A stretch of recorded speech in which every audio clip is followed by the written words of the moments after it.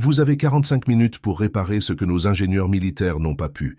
Le soldat jeta une clé à ses pieds avec mépris. Quand vous échouerez, ne remettez plus jamais les pieds sur cette base. La femme, vêtue de simples vêtements civils, ramassa l'outil en silence. Regardez ses mains qui tremblent. Il est évident qu'elle n'est pas à la hauteur. La foule de 150 soldats et officiers éclata de rire avec mépris. Perte de temps militaire. Pourquoi regardons-nous ça? Ce qu'aucun d'eux ne savait, c'est qu'elle avait conçu ce moteur 5 ans plus tôt. Le hangar de Blackstone Aerospace bourdonnait d'excitation.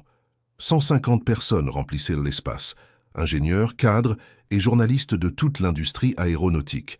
Ils étaient tous venus assister à ce qui s'annonçait comme un désastre complet. Maya Washington se tenait au centre de la scène.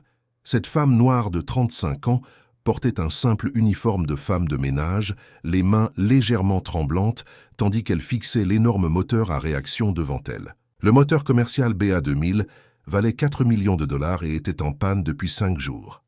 Richard Blackstone, le PDG de l'entreprise, saisit le micro avec un sourire cruel.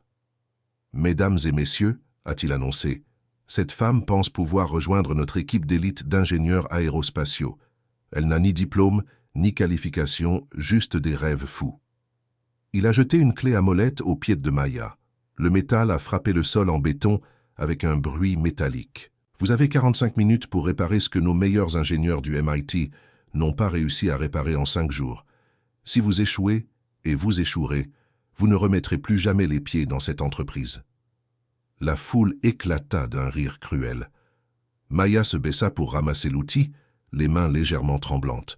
De petites cicatrices étaient visibles sur ses poignets, d'anciennes blessures qui racontaient une histoire que personne dans cette pièce ne connaissait. « Regardez-la » murmura quelqu'un à voix haute. « Elle est déjà nerveuse. »« C'est embarrassant » ajouta une autre voix. « Pourquoi est-ce qu'on regarde ça ?» Maya se redressa, la clé à molette à la main. Elle regarda le moteur, puis les visages hostiles qui l'entouraient.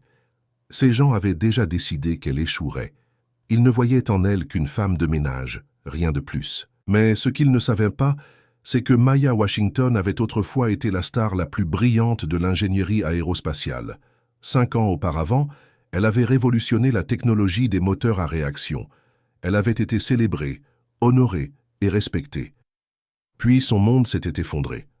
À présent, debout dans ce hangar entouré de personnes qui voulaient l'avoir humiliée, Maya portait en elle des secrets qui allaient bouleverser toutes les certitudes de cette pièce. Le moteur cassé devant elle n'était pas n'importe quel moteur. Il était basé sur sa propre technologie volée.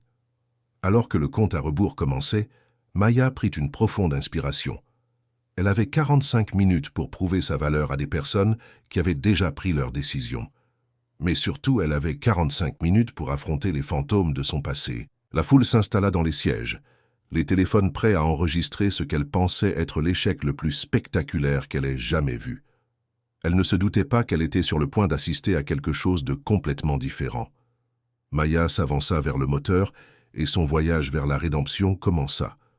Maya Washington vivait dans un petit appartement à East Atlanta. Chaque matin à 4h30, elle se préparait un café noir dans une tasse ébréchée et regardait par la fenêtre le quartier industriel en contrebas. Le même quartier où elle avait autrefois rêvé de changer le monde. Ses voisins la connaissaient comme la concierge discrète qui travaillait chez Blackstone Aerospace. Elle nettoyait les bureaux, rangeait les outils et restait discrète. Maya choisissait des vêtements simples dans des magasins discount, portait les mêmes chaussures usées tous les jours et attachait ses cheveux en un chignon pratique. Madame Johnson, sa voisine, disait souvent aux autres résidents que Maya semblait être une femme gentille, mais qu'il y avait quelque chose de profondément triste chez elle, comme si elle portait un poids invisible qui ne quittait jamais ses épaules. Ce que Madame Johnson ignorait, c'est que Maya avait récemment postulé pour un poste dans l'équipe de maintenance des moteurs de l'entreprise. Pas comme ingénieure en chef ou conceptrice senior, des postes qui auraient dû être les siens dans une autre vie, mais comme technicienne débutante. Lors de son premier entretien, Maya était restée délibérément vague sur son parcours. Lorsqu'on lui avait demandé quelle était sa formation, elle avait répondu « J'ai appris sur le terrain ». Lorsqu'on lui avait demandé quels étaient ses emplois précédents, elle avait répondu « Divers ateliers de réparation dans la région d'Atlanta, principalement dans la réparation de moteurs ». Tom Rodriguez, le directeur des ressources humaines, la regardait avec un scepticisme à peine dissimulé. Pourquoi une femme de son âge postulait-elle à un poste aussi subalterne? Vous n'avez aucune certification technique? Un diplôme d'ingénieur? Lui a-t-il demandé.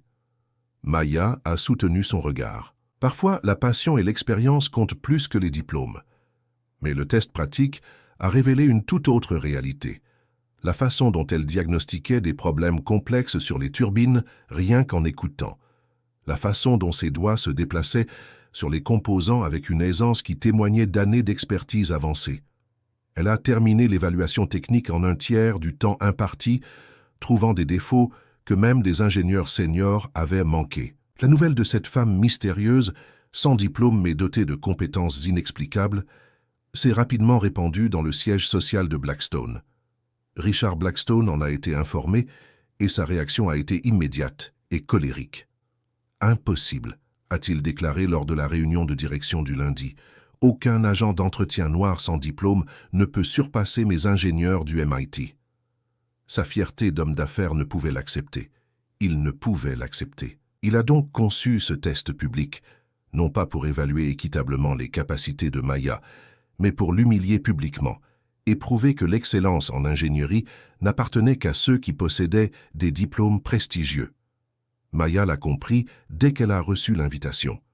Elle est néanmoins venue, porteuse de secrets qui allaient détruire toutes les hypothèses dans ce hangar. Le test pratique était assez simple. Maya s'est vue remettre un composant de turbine endommagé et a été chargée d'identifier le problème. La plupart des candidats ont mis 2 heures. Maya a terminé en 40 minutes. Mais ce n'est pas seulement sa rapidité qui a attiré l'attention de tous, c'était sa façon de travailler. Ses mains bougeaient avec une assurance totale, comme si elle avait construit ses moteurs elle-même. Elle n'a pas seulement trouvé les problèmes évidents, elle a découvert des défauts que les ingénieurs de l'entreprise eux-mêmes avaient manqués lors de leur inspection. « Comment avez-vous su qu'il fallait vérifier le couplage thermique ?»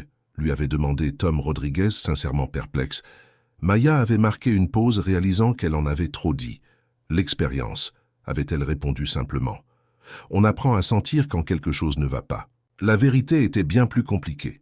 Maya reconnaissait chaque boulon, chaque fil, chaque composant de ce moteur, car elle avait conçu le système original sur lequel il était basé. Mais elle ne pouvait pas le dire. Pas encore.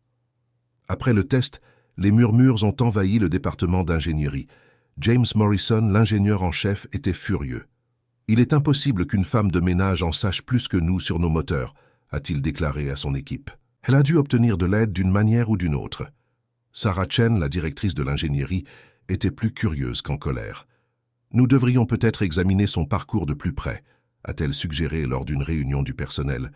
Mais Richard Blackstone avait déjà pris sa décision. « Il s'agit de maintenir nos standards », déclara-t-il. « Nous n'embauchons pas des gens sur la base de la chance ou de leurs intuitions. Nous embauchons les meilleurs, des gens qui ont fait de bonnes études et qui ont fait leurs preuves. » Les autres cadres acquiescèrent. Kevin Brooks, un jeune ingénieur fraîchement diplômé de Stanford, ajouta « Si nous commençons à embaucher des personnes sans diplôme, quel message cela envoie-t-il sur les normes de notre entreprise ?» La démonstration publique fut donc planifiée. Ils allaient confier à Maya une tâche impossible. Réparer un moteur valant plusieurs millions de dollars qui avait mis toute leur équipe d'ingénieurs dans l'impasse. Son échec prouverait ainsi l'importance d'une formation officielle et de qualifications appropriées. Maya reçut l'invitation un vendredi après-midi, une simple note lui demandant d'assister à une démonstration technique spéciale le lundi suivant. Elle savait exactement ce que cela signifiait. Ce week-end-là, Maya resta assise dans son petit appartement, serrant l'invitation dans ses mains balafrées. Elle pouvait l'ignorer, continuer sa vie tranquille, garder ses secrets enfouis. Mais le moteur qu'il voulait qu'elle répare. Elle avait lu les rapports techniques. Elle savait ce qui n'allait pas. Plus important encore, elle savait que si ce moteur défectueux était installé dans un avion commercial, des gens mourraient. Elle décida donc d'accepter leur défi, sachant que cela changerait tout. La colère de Richard Blackstone grandissait d'heure en heure. L'idée qu'une femme de ménage puisse surpasser son équipe d'ingénieurs triés sur le volet était plus que son orgueil ne pouvait supporter. Il avait bâti Blackstone Aerospace sur la réputation de n'embaucher que les meilleurs, diplômés du MIT, de Stanford et d'autres universités prestigieuses. « C'est impossible », dit-il à sa femme pendant le dîner ce dimanche-là. Aucune femme noire sans éducation ne peut en savoir plus sur les moteurs à réaction que mes ingénieurs. C'est impossible. Sa femme, Suzanne, tenta de le raisonner. Peut-être qu'elle a vraiment des compétences, Richard. Tu devrais peut-être lui donner une chance. Une chance? Blackstone jeta sa fourchette sur la table. J'ai passé 20 ans à bâtir la réputation de cette entreprise. Je ne laisserai pas une femme de ménage détruire tout ce pour quoi j'ai travaillé. Le lundi matin, Blackstone convoqua une réunion d'urgence avec ses cadres supérieurs. James Morrison fut le premier à prendre la parole. « Monsieur, j'ai réfléchi à tout cela pendant le week-end. Il doit y avoir une explication. Elle a peut-être triché d'une manière ou d'une autre. » Sarah Chen secoua la tête. « Je l'ai observée travailler, James. Elle n'a pas triché. Elle savait vraiment ce qu'elle faisait. »« Ça est impossible, » insista Morrison. « Regardez son parcours. Elle n'a pas fait d'études, elle n'a aucune formation technique, rien. » Kevin Brooks, le jeune diplômé de Stanford, ajouta son opinion. « Elle a peut-être eu de la chance. Parfois, les gens peuvent deviner la bonne réponse sans vraiment comprendre le problème. » Blackstone acquiesça avec empressement. « Exactement. Elle a eu de la chance une fois, mais la chance ne dure pas. Nous devons prouver que l'ingénierie nécessite une véritable formation. » Sarah Chen était mal à l'aise avec la tournure que prenait la conversation. « Allons-nous vraiment humilier quelqu'un en public juste pour prouver que nous avons raison ?»« Il ne s'agit pas d'humiliation, » répondit froidement Blackstone. « Il s'agit de maintenir nos standards. Si nous commençons à embaucher des personnes sans qualification adéquate, qu'adviendra-t-il de notre réputation ?» Le plan était simple mais cruel. Ils allaient confier à Maya une tâche impossible devant un large public. Lorsqu'elle échouerait, cela prouverait leur point de vue sur l'importance d'une formation officielle. Ils invitèrent des ingénieurs d'autres entreprises, des journalistes de magazines d'aviation et des dirigeants de l'ensemble du secteur. Nous montrerons clairement ce qui arrive lorsque les gens tentent de dépasser leurs conditions, déclara Blackstone à son équipe. Elle sera tellement embarrassée qu'elle ne postulera plus jamais à un poste d'ingénieur. Mais Blackstone et son équipe ignoraient une chose. Le moteur qu'ils prévoyaient d'utiliser pour le test de Maya n'était pas n'importe quel moteur défectueux. Il était basé sur une technologie que Maya avait elle-même créée des années auparavant. Une technologie qui lui avait été volée et corrompue par des personnes qui ne comprenaient pas son fonctionnement. À l'approche du lundi matin, Maya se préparait à relever le plus grand défi de sa vie, sachant que sa réussite signifierait révéler des secrets qu'elle cachait depuis 5 ans. Il y a 5 ans, Maya Washington se tenait dans l'auditorium principal du centre de recherche de Boeing à Seattle. Elle n'avait que 30 ans, portait un élégant tailleur bleu marine et venait d'être nommée la plus jeune ingénieure en chef de l'histoire de l'entreprise. L'auditoire était composé de leaders du secteur, de journalistes et de collègues ingénieurs. Ils étaient tous là pour célébrer la réalisation révolutionnaire de Maya, le système de propulsion EcoThrust qui allait changer à jamais l'aviation. Madame Washington n'a pas seulement fait progresser la technologie de l'aviation commerciale, a déclaré le PDG de Boeing sous un tonnerre d'applaudissements. Elle a redéfini ce qui est possible en matière d'ingénierie aérospatiale durable. Le nouveau système de moteur de Maya réduisait les émissions de 40% tout en augmentant la puissance de 65%. Il s'agissait d'une avancée que les experts avaient jugée impossible. Mais Maya avait réussi, en travaillant 18 heures par jour pendant 2 ans. Debout sur le podium, Maya cherchait dans la foule la personne qui comptait le plus pour elle. Marcus Vail, son partenaire de recherche et petit ami, était assis au premier rang, rayonnant de fierté. Ils avaient développé cette technologie ensemble, passant d'innombrables nuits dans le laboratoire à construire leurs rêves côte à côte. « Cette réussite nous appartient à tous les deux », avait dit Maya à Marcus en privé avant la cérémonie. « Nous formons une équipe. » Marcus avait souri et embrassé son front.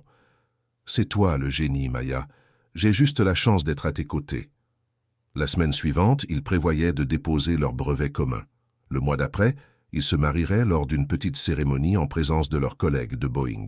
Maya avait déjà choisi sa robe, simple mais élégante, à l'image de la vie qu'elle souhaitait mener avec Marcus. À ce moment-là, Maya était l'étoile montante de l'industrie aérospatiale. Les grandes compagnies aériennes passaient déjà commande d'avions équipés de son système EcoThrust. Elle devait prendre la parole lors de conférences à travers le monde.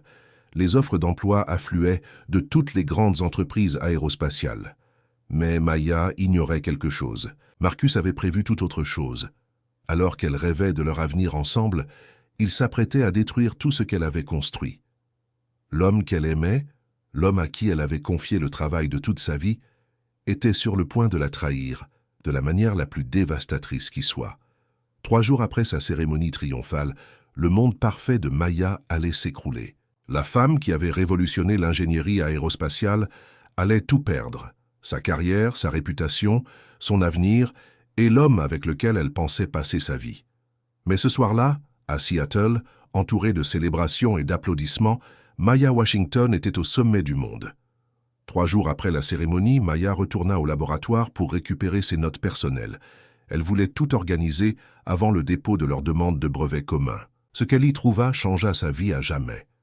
Marcus était penché sur son ordinateur, transférant toutes leurs données de recherche sur des disques durs externes. Des boîtes de documents étaient empilées sur le sol à côté de lui, toutes marquées « confidentielles ». « Marcus, qu'est-ce que tu fais ?»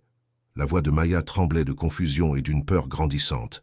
Il se retourna sans aucune honte. Pas de culpabilité, pas d'embarras, juste un calcul froid. « J'ai fait ce que j'aurais dû faire il y a des mois », dit-il calmement. « Pratt & Whitney m'a offert 85 millions de dollars pour cette technologie. Les droits exclusifs, mon nom uniquement. » Ces mots frappèrent Maya comme des coups physiques. « C'est notre travail. La propriété de Boeing, tu ne peux pas simplement le voler. » Marcus éclata d'un rire aigu et cruel. « Notre travail ? Je t'en prie, Maya. Tu crois vraiment que l'industrie va croire qu'une femme noire de 30 ans a révolutionné l'ingénierie aérospatiale toute seule ?» Maya recula d'un pas, le cœur brisé à chaque mot. « Tu n'es que le joli visage de ce projet, ma chérie. La diversité en action dans une grande entreprise. C'est moi le vrai cerveau derrière tout ça. » La trahison était plus douloureuse que n'importe quelle blessure physique. 2 ans passés ensemble. D'innombrables rêves partagés. Des promesses murmurées tard dans la nuit après des découvertes révolutionnaires. Tout n'était que mensonge. « Depuis combien de temps prépariez-vous cela ?» murmura Maya. « Depuis le début », répondit Marcus sans hésiter. « Pratt & Whitney m'a contacté il y a 2 ans. Ils avaient-ils besoin de quelqu'un à l'intérieur de Boeing, quelqu'un qui pourrait se rapprocher de leur meilleur jeune ingénieur. Vous voulez dire moi ? Je parle de toi. » Il continua à emballer les données volées. Tu étais la cible parfaite, assez brillante pour créer ce qu'il voulait, assez confiante pour me laisser m'approcher et assez naïve pour croire que c'était de l'amour. Maya tenta de l'empêcher de partir avec les recherches volées, mais Marcus avait prévu cela aussi. Il avait passé des mois à fabriquer de fausses preuves qui feraient croire que c'était Maya qui avait volé les secrets de l'entreprise. « Tu ne t'en tireras pas comme ça, » dit Maya, la voix plus forte malgré son cœur brisé. Marcus s'arrêta à la porte. « Je m'en suis déjà tiré, Maya. Demain matin, c'est toi qui feras l'objet d'une enquête, et je serai en route pour Pratt & Whitney avec la plus grande avancée aérospatiale depuis des décennies. » Il la laissa seule dans le laboratoire vide, entourée des débris de tout ce en quoi elle avait cru. Marcus avait planifié son coup depuis 2 ans, et sa préparation était sans faille. Il avait soigneusement documenté chaque interaction afin de se présenter comme le véritable génie derrière la technologie EcoTrust, tout en faisant passer Maya pour son assistante talentueuse. Lorsque Maya a tenté de l'empêcher de partir avec les données volées, Marcus a activé un protocole de sécurité qu'il avait secrètement programmé dans les systèmes du laboratoire. Soudain, Maya semblait être celle qui essayait de voler les secrets de Boeing pour les vendre à la concurrence. Dans le chaos qui a suivi, Marcus a délibérément provoqué ce qu'il a qualifié d'accident dans le laboratoire. Il a saboté les systèmes de confinement des produits chimiques, sachant exactement ce qui allait se passer ensuite. L'explosion chimique qui s'ensuivit laissa Maya gravement brûlée aux mains et aux bras. Les cicatrices resteraient à jamais gravées sur son corps, souvenir indélébile de la nuit où sa vie fut détruite. Mais les blessures physiques n'étaient rien comparées à ce qui allait suivre. Marcus avait passé des mois à préparer de fausses preuves. Il avait modifié des emails, édité des enregistrements de sécurité et manipulé les témoignages de collègues qui lui faisaient confiance. Lorsque l'enquête de Boeing a commencé, tous les éléments de preuve désignaient Maya comme la voleuse. Les avocats de l'entreprise ont trouvé des documents modifiés montrant que Maya avait été en contact avec Pratt & Whitney. Les images de vidéosurveillance avaient été modifiées pour la montrer en train d'accéder à des fichiers confidentiels à des moments suspects. 8 mois d'enquête ont suivi. Maya s'est battue désespérément pour prouver son innocence, mais Marcus avait été trop prudent. Ces fausses preuves étaient partout, et ses mensonges étaient si convaincants que même les amis de Maya ont commencé à douter d'elle. Le pire fut de découvrir que Marcus travaillait pour Pratt & Whitney depuis le début. Il avait été engagé spécialement pour infiltrer Boeing et voler leur technologie la plus prometteuse. « Tu étais la cible parfaite », lui a-t-il avoué lors d'une déposition. « Assez intelligente pour créer ce dont nous avions besoin, assez confiante pour me laisser m'approcher de toi, et assez isolée pour que personne ne croie ta parole contre la mienne. » Boeing a discrètement licencié Maya pour éviter un scandale public. Sa réputation dans l'industrie aérospatiale était détruite. Aucune autre entreprise ne voulait l'embaucher. La femme qui avait révolutionné la technologie des moteurs à réaction était soudainement sans emploi. Les brevets ont été enregistrés au nom de Marcus. Il a reçu tout le mérite pour le travail de toute une vie de Maya. Le contrat de 85 millions de dollars avec Pratt & Whitney a fait de lui l'un des ingénieurs les plus riches du monde. Maya a tout perdu, sa carrière, sa réputation, son avenir et l'homme qu'elle aimait. Il ne lui restait plus que des cicatrices physiques et émotionnelles et la certitude que sa technologie volée était utilisée par des gens qui ne la comprenaient pas. 5 ans plus tard, cette même technologie incomprise allait confronter Maya à son passé. La nuit où Maya quitta Seattle, elle emporta son diplôme de doctorat du MIT, ses brevets Boeing et la bague de fiançailles qu'elle n'avait jamais pu porter. Debout dans son appartement vide, elle prit une décision douloureuse mais nécessaire. Elle ne se battrait pas devant les tribunaux d'entreprise qui avaient déjà rendu leur verdict contre elle. Elle ne supplierait pas un système qui protégeait les puissants de lui rendre justice. Au lieu de cela, elle disparaîtrait, deviendrait invisible et reconstruirait sa vie loin des projecteurs de l'industrie aérospatiale. Maya a choisi Atlanta parce que c'était loin de Seattle, loin de Boeing et loin des souvenirs qui la hantaient. Elle a trouvé un petit appartement dans l'est d'Atlanta et a accepté le premier emploi qu'elle a trouvé, femme de ménage, dans une petite entreprise manufacturière. C'était un travail honnête mais modeste. Maya nettoyait les sols, vidait les poubelles et rangeait les placards. Son esprit brillant, autrefois tourné vers l'ingénierie révolutionnaire, se concentrait désormais sur des tâches simples qui ne nécessitaient aucune formation supérieure. Pendant la première année, Maya n'a pratiquement parlé à personne. Elle travaillait, rentrait chez elle et restait assise dans son appartement, essayant d'oublier qui elle était autrefois. La femme qui avait autrefois prononcé des discours devant des centaines d'ingénieurs évitait désormais le regard de ses collègues. Mais peu à peu, Maya a commencé à trouver un sens inattendu à sa nouvelle vie. Elle a remarqué de jeunes ingénieurs et techniciens noirs qui venaient travailler avec des rêves similaires aux siens. Ils étaient confrontés aux mêmes doutes, aux mêmes questions sur leurs capacités, aux mêmes préjugés sur ce qu'ils pouvaient accomplir. Maya a commencé à les encourager discrètement. Un mot d'encouragement par-ci, une suggestion par-là.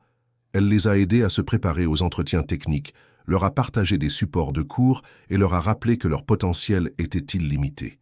« Vous êtes vraiment intelligente », lui a dit un jeune stagiaire après qu'elle l'ait aidé à résoudre un problème mécanique complexe. « Pourquoi travaillez-vous comme femme de ménage ?» Maya a souri tristement. Parfois, la vie nous emmène sur des chemins inattendus, mais cela ne signifie pas que nous cessons d'être qui nous sommes, au fond de nous. 3 ans après avoir quitté Seattle, Maya a vu une offre d'emploi chez Blackstone Aerospace. L'entreprise recherchait des techniciens de maintenance pour travailler sur son nouveau programme de moteur. Quelque chose dans les spécifications techniques a attiré son attention. Le moteur décrit lui semblait familier, trop familier. Maya postula pour le poste, non pas parce qu'elle voulait revenir à l'ingénierie aérospatiale, mais parce qu'elle avait remarqué quelque chose d'inquiétant dans les rapports techniques. La conception du moteur présentait de graves défauts qui pouvaient entraîner une défaillance catastrophique. À présent, debout dans le hangar de Blackstone, face à la technologie volée et corrompue, Maya comprit que sa vie tranquille était sur le point de prendre fin. Le passé qu'elle avait tant essayé d'oublier réclamait son attention, et des centaines de vies innocentes dépendaient peut-être de ce qu'elle allait faire. La foule dans le hangar s'agitait, son désir d'humiliation était palpable. Richard Blackstone arpentait la scène comme un prédateur. savourant chaque instant de ce qu'il croyait être la destruction totale de Maya. « Mesdames et messieurs, annonça-t-il avec une arrogance théâtrale, aujourd'hui nous allons comprendre pourquoi Blackstone Aerospace n'embauche que les meilleurs, des personnes instruites, diplômées et ayant fait leurs preuves. » Son regard était fixé sur Maya avec une satisfaction cruelle. « Mademoiselle Washington ici présente croit pouvoir rejoindre notre équipe d'élite. Pas de diplôme, pas d'expérience avérée, juste une confiance mal placée. » Le public rit avec une cruauté collective. Les gens pointaient Maya du doigt et chuchotaient entre eux à propos du ridicule de la situation. James Morrison s'avança avec dédain. « Regardez-la. Elle n'a probablement jamais vu un moteur à réaction de près avant aujourd'hui. » Sarah Chen, mal à l'aise mais trop timide pour s'exprimer, murmura suffisamment fort pour être entendue. « C'est embarrassant pour nous tous. » Kevin Brooks, le jeune diplômé de Stanford, désigna les mains légèrement tremblantes de Maya. « Elle est déjà nerveuse. Je parie qu'elle abandonnera avant 20 minutes. » Les rires s'amplifièrent. Les gens sortiraient leur téléphone pour enregistrer ce qu'ils s'attendaient tous à être un échec monumental.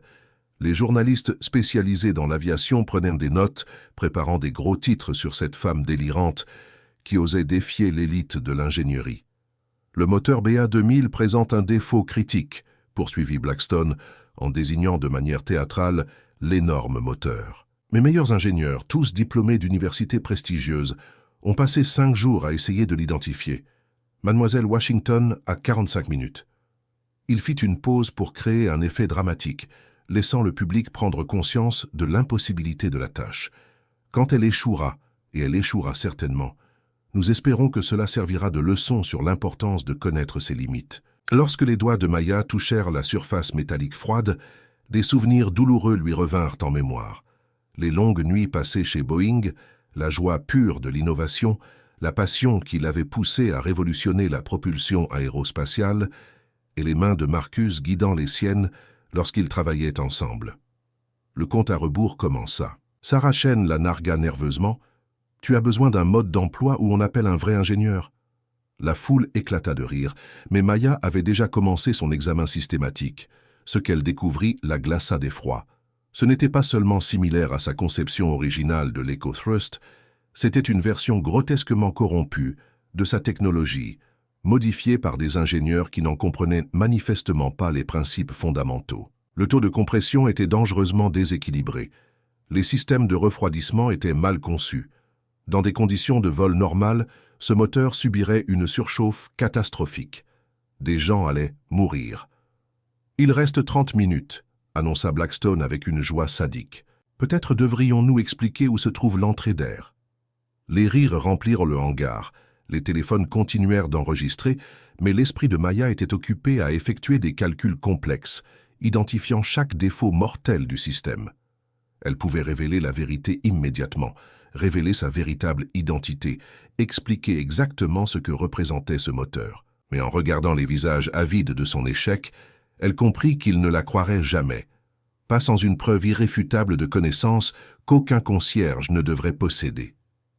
Le jeune Kevin Brooks s'approcha, encouragé par son long silence. « Hé, elle est peut-être en train de faire un calcul mental, très impressionnant pour quelqu'un qui n'a pas fait d'études. » Sa voix était empreinte d'un sarcasme cruel. Maya s'arrêta brusquement et recula d'un pas. La foule se prépara à l'entendre admettre inévitablement sa défaite. Mais lorsqu'elle prit la parole, sa voix était empreinte d'une autorité technique qui tranchait l'air comme une lame. « J'ai besoin d'un oscilloscope numérique Tektronix et d'un kit d'étalonnage thermique Fluke, plus précisément les modèles 4000 et 726. » Le changement soudain dans son comportement était si radical que plusieurs personnes au premier rang reculèrent instinctivement. « Qu'à moins que vous ne vouliez que ce moteur se désintègre en plein vol commercial, » poursuivit-elle avec un calme implacable. James Morrison balbutia sous le choc. « Qu'avez-vous dit ?» Mais Maya était déjà retournée vers le moteur, ses mouvements témoignant désormais d'une précision fluide qui reflétait des décennies d'expérience dans l'ingénierie aérospatiale de pointe. Avec une efficacité impressionnante, elle démonta le système de régulation thermique en moins de 2 minutes, ce que toute l'équipe d'ingénieurs de Blackstone n'avait pas réussi à faire en 5 jours. « Regardez ici, dit-elle, en montrant une série de composants internes, d'une voix qui reflétait désormais une autorité absolue. Le taux de compression est réglé à 18,3 pour 1, mais avec cette conception spécifique de la chambre de combustion, il devrait être de 16,7 pour 1 au maximum. Le système de refroidissement a été dimensionné pour des moteurs 30% plus petits. Elle continua, récitant les spécifications techniques avec une précision mécanique. Température maximale de fonctionnement, 1847 degrés Celsius. Pression de la turbine, 47 atmosphères. Débit d'air, 634 kg par seconde. Chaque chiffre était exact. Impossible à connaître sans avoir accès à des documents techniques classifiés ou sans être la conceptrice elle-même. Le public regardait en silence, stupéfait, tandis que Maya reconfigurait l'ensemble du système avec des gestes qui semblaient chorégraphiés par l'expérience. Le moteur rugit et prit vie avec un son parfaitement harmonisé, tous les paramètres de diagnostic s'affichant en vert sur les écrans. « Qui êtes-vous » murmura Sarah Chen, la voix brisée par l'incrédulité. Maya s'essuya méthodiquement les mains, puis se tourna vers la foule complètement silencieuse. Lorsqu'elle prit la parole, elle ne tremblait plus, mais affichait la confiance inébranlable de quelqu'un qui n'avait plus rien à perdre. « Je suis l'ingénieur qui a conçu le système EcoTrust original chez Boeing il y a 5 ans. » Cette révélation fit l'effet d'une bombe dans la salle. Maya poursuivit d'une voix calme et claire. « Je m'appelle Dr Maya Washington, et vous venez de me voir réparer une version corrompue de mon propre travail. »« Impossible !» s'écria Sarah Chen, sa voix montant presque jusqu'à l'hystérie. « Le système EcoTrust a été développé par le Dr Marcus Vail. C'est documenté, breveté à son nom. » Maya rit, mais son rire ne contenait aucune trace d'humour, seulement une profonde et amère tristesse. « Marcus Vail a volé mes recherches, falsifié des documents et m'a détruite pour vendre ma technologie à Pratt & Whitney pour 85 millions de dollars. » Elle retroussa ses manches, révélant les nombreuses cicatrices qui couvraient ses avant-bras, marques indélébiles de l'explosion chimique qui avait mis fin à sa carrière chez Boeing. Ces cicatrices sont tout ce qui reste de mon ancienne vie. Un journaliste chevronné assis au 3e rang se leva en tremblant. « Dr Washington, le prodige de la durabilité, vous aviez disparu. » Maya acquiesça d'un signe de tête, confirmant d'un simple geste que 150 mondes fondés sur des préjugés venèrent de s'écrouler. La salle fut plongée dans le chaos le plus total. Les flashs crépitaient, les téléphones sonnaient pour relayer des appels urgents au rédacteur en chef, et Richard Blackstone s'agrippait au podium comme s'il s'agissait de la seule chose solide qui restait dans son univers en ruine. « Ce n'est pas possible », marmonna-t-il, le visage pâle comme un linge. « Les archives montrent que Marcus Vail, répéta Maya comme si elle prononçait un nom maudit, a volé ma technologie, l'a vendue à Pratt & Whitney, et apparemment, Pratt vous a concédé une licence pour une version inférieure. » Elle se dirigea vers l'ordinateur le plus proche et tapa rapidement quelques commandes. L'écran se remplit des plans originaux d'EcoTrust, accompagnés de sa signature numérique. MW Boeing 2019 apparaissait dans des centaines de commentaires techniques. Cela prouve que votre BA2000 est basé sur ma propriété intellectuelle volée. Elle brandit son téléphone pour montrer des documents juridiques. Et voici la notification de mes avocats. Blackstone fait face à un procès pour violation de brevets de 200 millions de dollars. Blackstone s'effondra sur sa chaise comme si ses jambes avaient été coupées. Mais les mots suivants de Maya choquèrent encore plus profondément l'assemblée. Cependant, je ne vais pas vous poursuivre en justice. Le silence qui suivit fut absolu. Maya regarda autour d'elle, ses yeux rencontrant chaque visage qui s'était moqué d'elle, chaque personne qui avait présumé de son infériorité sur la base de son apparence. Je ne suis pas venu ici pour me venger ou obtenir une compensation financière.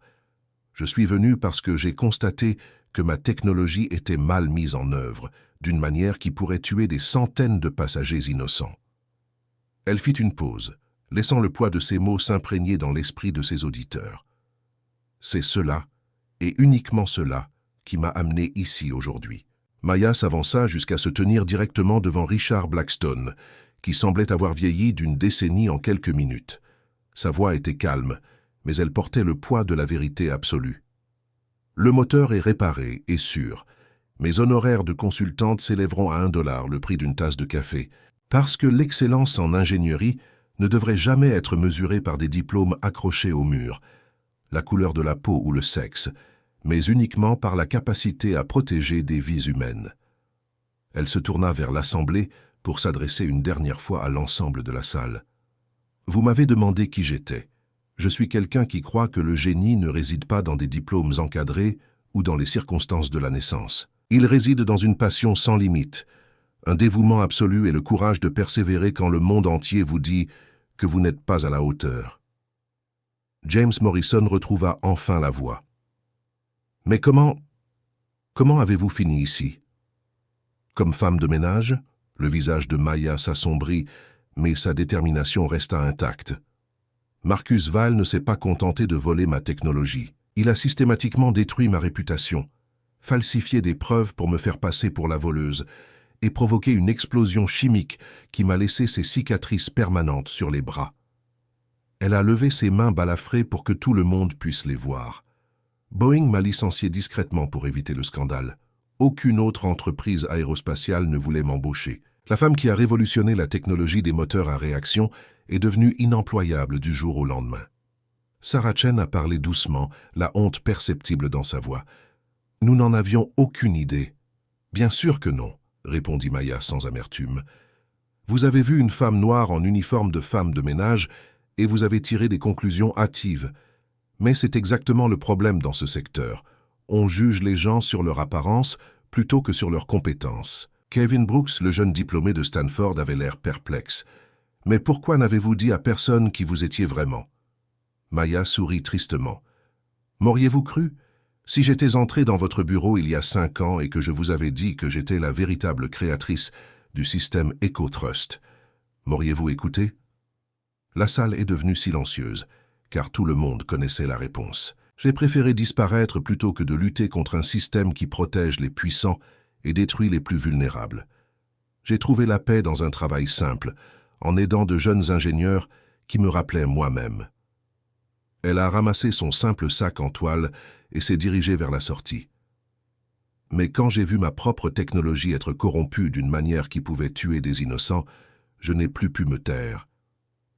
Richard Blackstone retrouva enfin sa voix.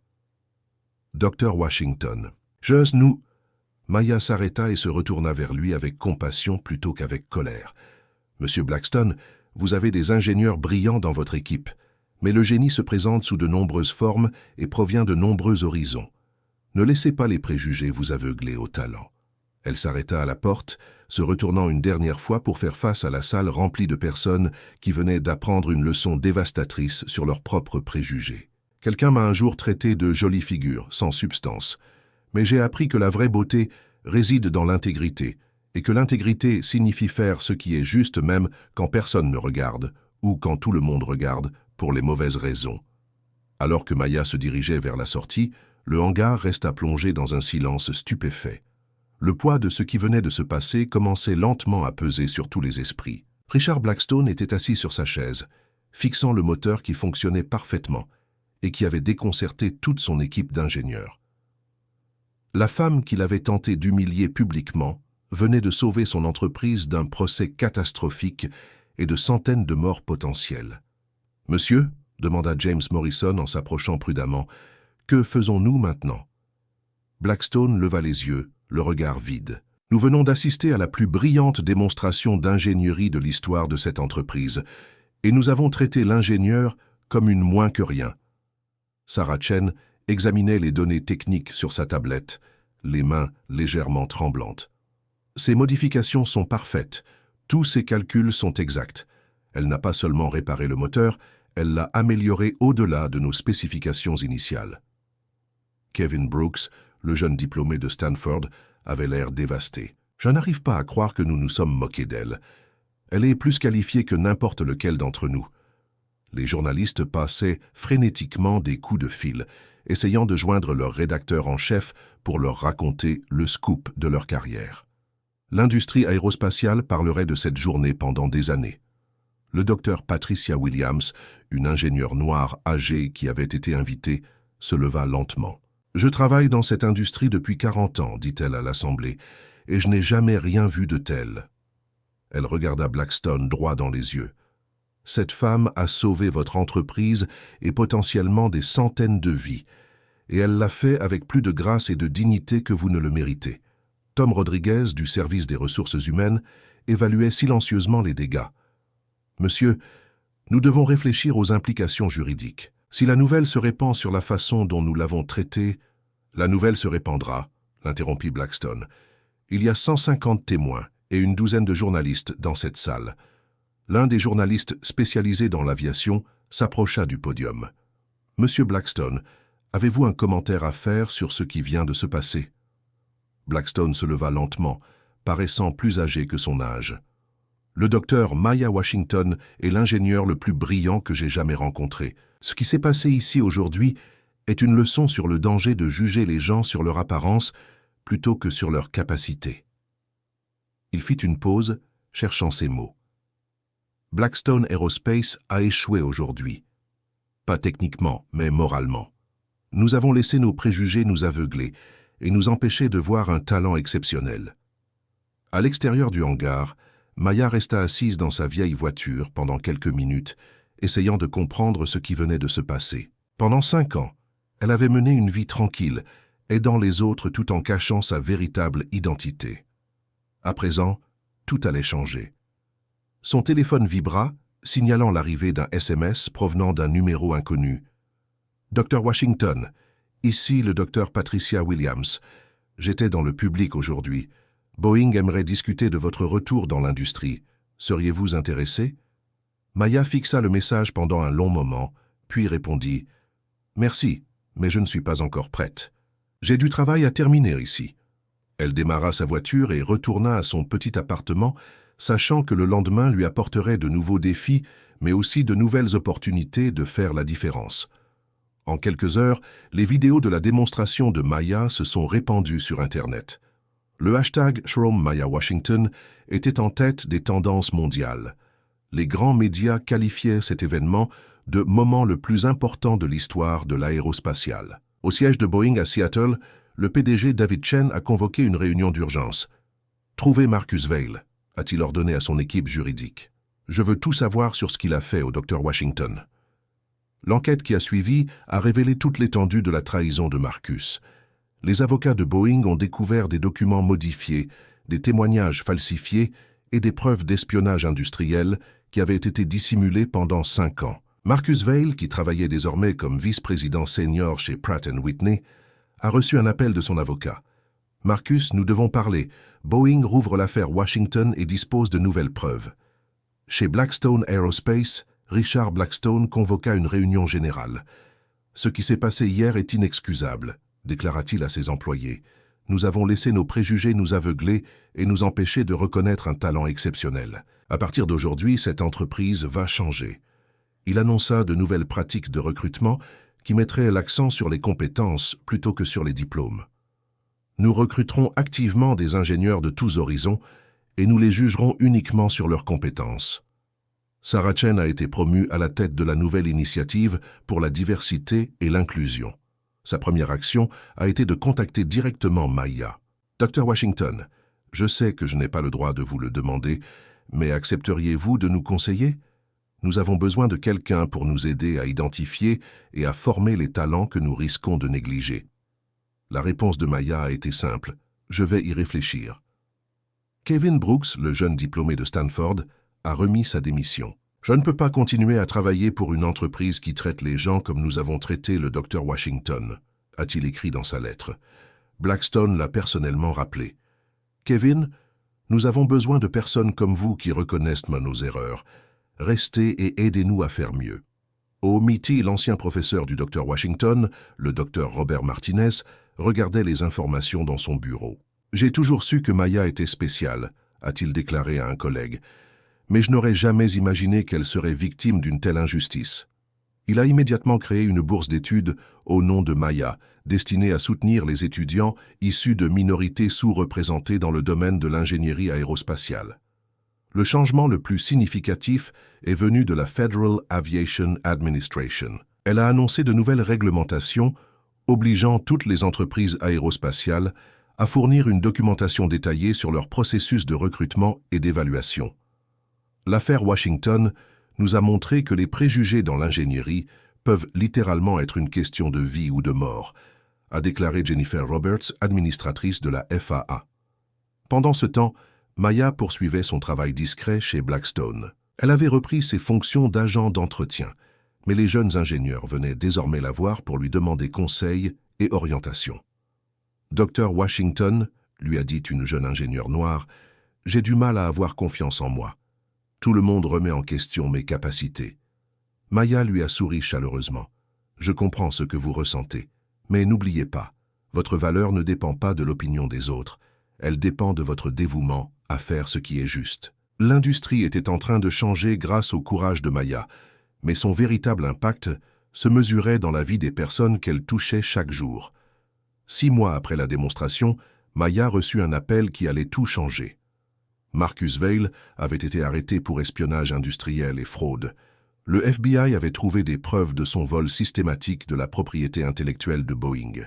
« Dr. Washington », expliqua le procureur fédéral, « Marcus Vail risque 20 ans de prison. Votre témoignage pourrait lui valoir la peine maximale. » Maya réfléchit longuement à cette proposition. « Et les brevets volés? Ma technologie? » « Tous les brevets vous seront restitués. Boeing vous offre également un dédommagement de 50 millions de dollars et un poste de directrice de l'innovation. » Ce soir-là, Maya était assise dans son petit appartement, regardant les documents juridiques qui pourraient lui rendre tout ce qu'elle avait perdu. Son téléphone sonna. C'était Marcus qui appelait de prison. « Maya, je t'en prie, » dit-il d'une voix désespérée. « Je sais que je t'ai fait du mal, mais 20 ans, j'ai une famille maintenant. » Maya écouta l'homme qui avait détruit sa vie implorer sa pitié.